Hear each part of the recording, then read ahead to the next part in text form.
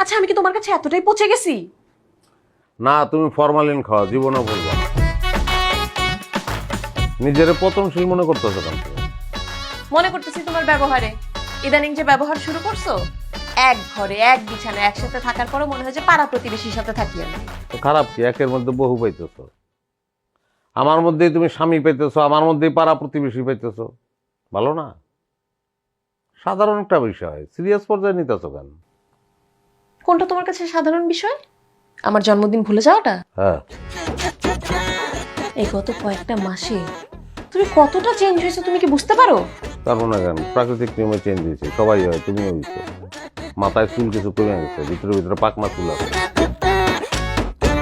শোনো, চেঞ্জ কিছু না, তুমি নিজের ভিতরে নানান ধরনের কল্পনা করো, সেখান থেকে গল্প বানাও, এগুলো মন থেকে দূর করো, দেখবে যে সব কিছু স্বাভাবিক।